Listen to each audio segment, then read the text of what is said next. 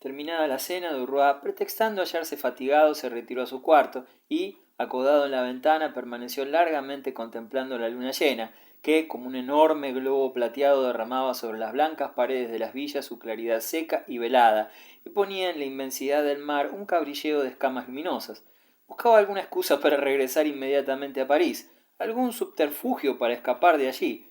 Sí, estaba resuelto. Inventaría algo, pretextaría un telegrama urgente, un llamado de Walter, cualquier cosa, y con esa resolución se fue a la cama.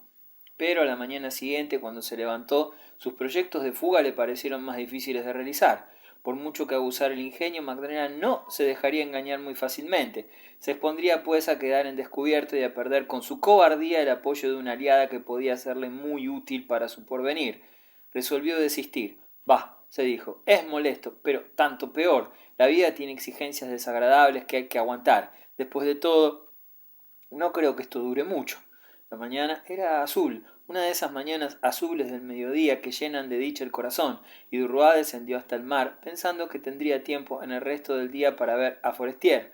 Cuando regresó a la hora del almuerzo, el criado le dijo: «El señor ha preguntado 2 o 3 veces por usted. Si quiere tener a bien subir a verlo». Subió. Forestier parecía dormitar en su sillón. Magdalena, recostada en su sofá, leía. Al oír sus pasos, el enfermo levantó la cabeza. «¿Y bien?», le preguntó Duroy. «¿Cómo te sientes? Hoy tienes mejor aspecto». «Sí, estoy mejor», respondió el otro. «He recuperado un poco las fuerzas. Almuerza deprisa con Magdalena y saldremos a dar una vuelta en coche». Apenas estuvo sola con Duroy, Magdalena le dijo: «Ve usted, hoy se cree salvado. Desde esta mañana está haciendo proyectos. Se ha empeñado en que vayamos hasta el Golfo Juan a comprar porcelanas para nuestro departamento de París. Quiere salir a toda costa, pero tengo miedo de que ocurra algo. No creo que pueda soportar las sacudidas del camino». Cuando el coche llegó, Forestier descendió paso a paso la escalera sostenido por un criado. Al ver el coche, quiso que bajaran la capota. Magdalena se opuso. «Vas a tomar frío, es una locura». «No», se obstinó él, «estoy mejor, me doy cuenta». Dieron primeramente un paseo por esos caminos sombríos, bordeados de jardines que hacen de Cannes una especie de parque inglés, y luego ganaron la carretera de Antibes a lo largo del mar.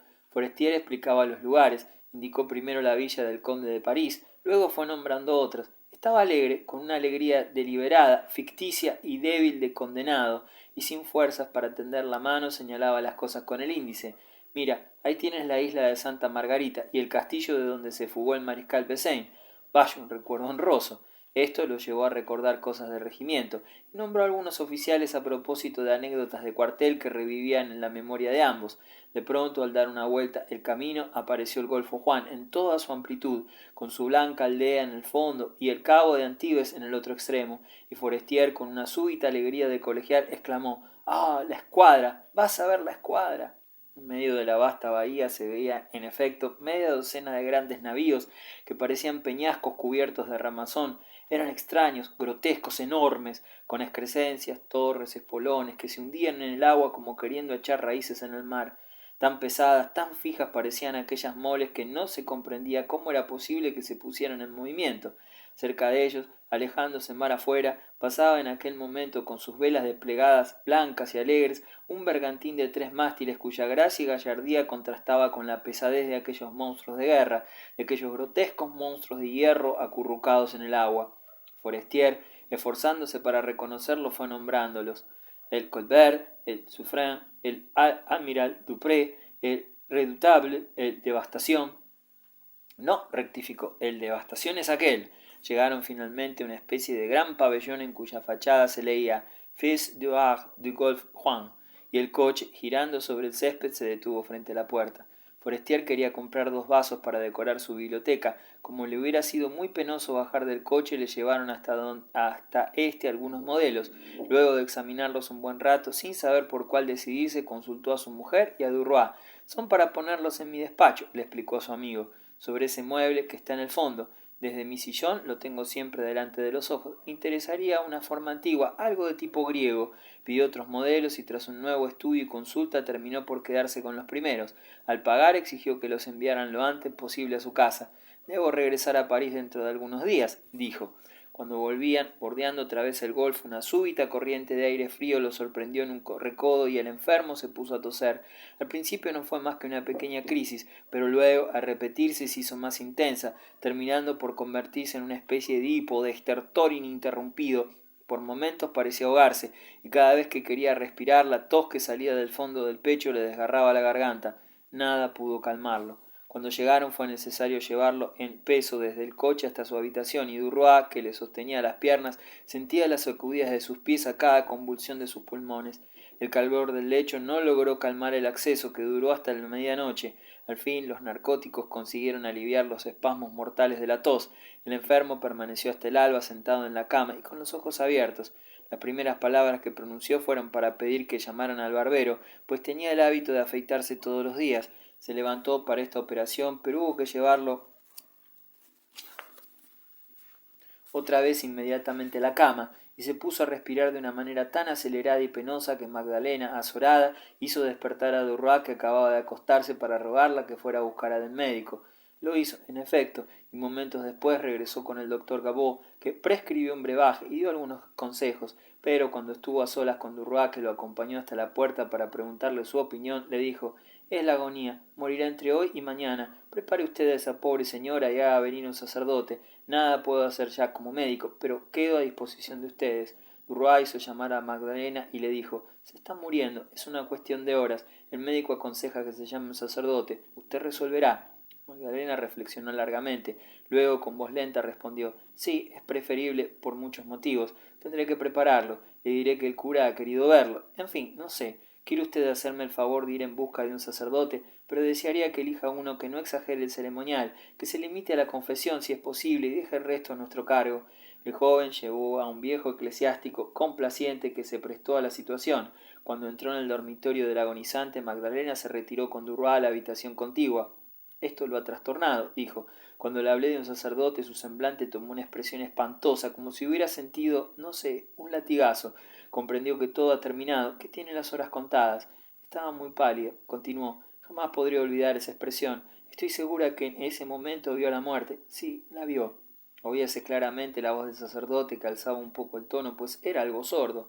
«No, hijo mío, no», decía en aquel momento. «No está usted tan grave. Enfermo sí, pero no de peligro, y prueba de ello es que he venido a verlo usted solo como amigo, como vecino».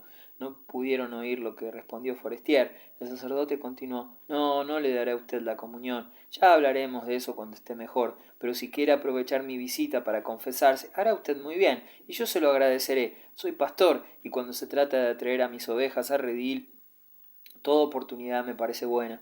Sobrevino un largo silencio. El enfermo hablaba, sin duda, con su voz jadeante y sin timbre.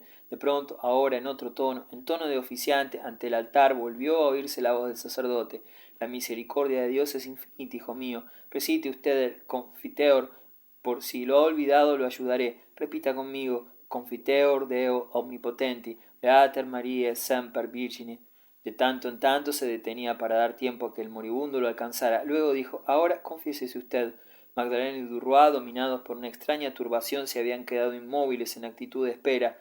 El enfermo había murmurado algo. El sacerdote preguntó: «¿Ha tenido usted complacencias culpables? ¿De qué naturaleza, hijo mío?». Magdalena se levantó y dijo: «Vamos al jardín. No es correcto escuchar sus secretos». Se levantaron, se sentaron en un banco frente a la puerta, junto a un rosal florecido y un arriate de claveles que esparcían en el aire su penetrante y suave perfume. Después de algunos minutos de silencio, Duroy preguntó: «¿Tardará usted mucho en regresar a París?». «Oh, no», respondió ella. «En cuanto todo haya terminado, volveré. Dentro de unos 10 días. Sí, a más tardar». Tras un nuevo silencio, Duroy hizo otra pregunta: «¿De manera que Carlos no tiene parientes?». «Solo algunos primos. Sus padres murieron siendo él muy joven». Callaron ambos largamente, abstraídos en la contemplación de una mariposa que iba libando de clavel en clavel, con rápido palpitar de alas, que seguía batiendo lentamente cada vez que se posaba sobre una flor. Al cabo de un momento el criado apareció en el jardín para anunciarles que el señor cura había terminado. Subieron juntos. El sacerdote, despidiéndose ya, tenía entre las suyas una mano del moribundo, que parecía haber adelgazado más desde la víspera. «Hasta la vista, hijo mío. Volveré mañana por la mañana». Y se marchó. Apenas hubo desaparecido, Forestier, desencajado el rostro, tratando de alzar ambas manos hacia su mujer, tartamudeó angustiosamente: «Sálvame, querida, sálvame, por el amor de Dios. No quiero morir, no quiero morir». haz que venga el médico, haré lo que ordene, no quiero morir, no quiero. Lloraba, gruesas lágrimas rodaban por sus descarnadas mejillas y las comisuras de sus labios se plegaban en un gesto convulsivo, como en los niños cuando tienen una gran pena. Sus manos caídas otra vez comenzaron a moverse temblorosamente como tratando de asir algo entre las sábanas.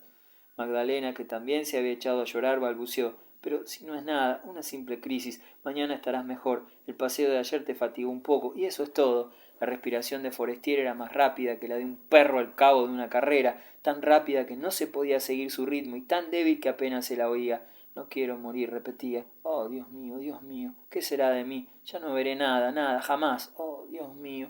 Miraba con ojos de espanto algo que parecía tener frente a sí, algo horrendo, invisible para los otros. Sus manos, simultáneamente con el gesto, continuaban su penoso movimiento espasmódico. De pronto un estremecimiento sacudió bruscamente su balbuceo. «El cementerio. Yo. Oh, Dios mío, Dios». No habló más. Permaneció inmóvil, despavorido, jadeante. El tiempo pasaba. El reloj de un convento vecino dio las 12. Durois se retiró para comer algo y 1 hora más tarde estuvo de vuelta. Magdalena se negó a probar bocado. El enfermo seguía silencioso, moviendo continuamente sus flacos dedos, como tratando de atrapar algo entre las sábanas. Su mujer se había instalado en un sillón al pie de la cama y Durois en otro junto a ella. Ambos esperaban en silencio. Una enfermera enviada por el médico dormitaba cerca de la ventana. Durois mismo comenzaba a amodorrarse cuando tuvo súbitamente la sensación de que ocurría algo. Abrió los ojos y en el preciso instante en que miraba a Forestier, éste cerraba los suyos como 2 luces que se apagan. Un leve hipo estremeció la garganta del moribundo y 2 hilillos de sangre aparecieron en las comisuras de sus labios y se deslizaron sobre la camisa. Sus manos dejaron de moverse. Ya no respiraba. Magdalena comprendió y dando un pequeño grito de angustia cayó de rodillas, rompiendo en sollozos con el rostro entre las sábanas. Durois, sorprendido y azorado, hizo maquinalmente el signo de la cruz. La enfermera, que se había despertado, se incorporó bruscamente y se acercó a la cama. «Todo ha terminado», dijo. Al oírla, el joven, que había recobrado su sangre fría, murmuró con un suspiro de alivio: «Ha sido menos largo de lo que yo pensaba».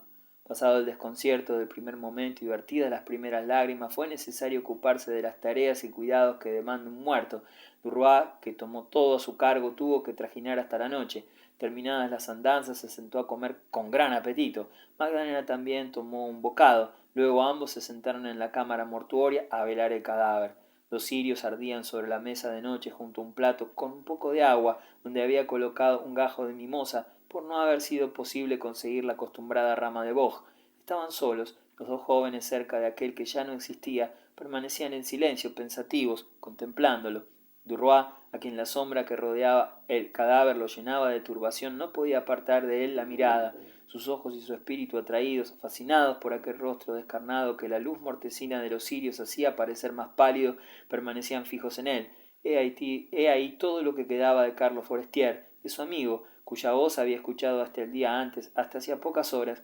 Qué cosa extraña y horrenda, ese fin completo de un ser. Recordaba ahora las palabras que le dijera aquella noche Norberto de Varenne, angustiado por el miedo a la muerte. Jamás vuelve el ser que muere. Nacerían millones, miles de millones de seres semejantes a él, casi iguales, con 2 ojos, una nariz, una boca, un cráneo, y dentro de éste el pensamiento, pero él mismo, ese ser cuyos despojos estaban ahí, en ese lecho, jamás volvería a la vida.